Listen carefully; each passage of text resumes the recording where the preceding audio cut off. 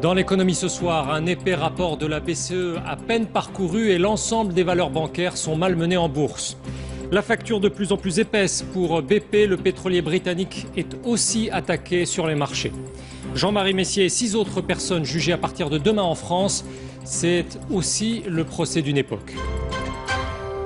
Les banques vont devoir passer une seconde vague redoutable de dépréciation. C'est la Banque centrale européenne qui l'établirait dans un rapport de 225 pages, à peine lu par des opérateurs de marché.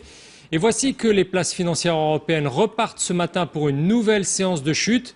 Finalement, New York ouvre dans de bonnes dispositions et on passe à autre chose. Magali Boissin. À bientôt mi-2010, la Banque centrale européenne donne logiquement dans son rapport semestriel ses prévisions pour 2011. Mais les opérateurs de marché n'ont guère aimé découvrir pour la première fois inscrit noir sur blanc le montant des dépréciations potentielles pour les banques de la zone euro. Encore 90 milliards d'euros de provisions à passer en 2010, 105 milliards l'an prochain.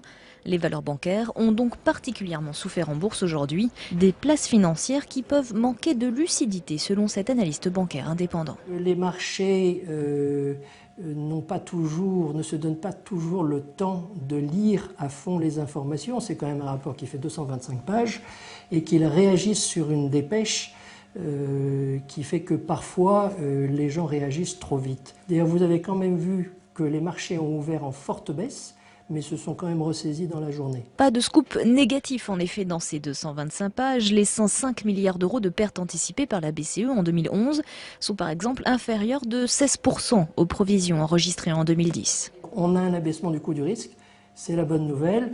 La moins bonne nouvelle, c'est que quand même tout cela, ça prend du temps et ça dure assez longtemps. Autre point positif, la Banque centrale européenne révise ses estimations par rapport au mois de décembre des pertes bancaires sur la période 2007-2010. Le rebond des marchés a notamment permis de faire baisser la facture des titres et autres dérivés toxiques de 22%. Au final, les dépréciations atteindraient 515 milliards d'euros sur 4 ans au lieu de 553 milliards.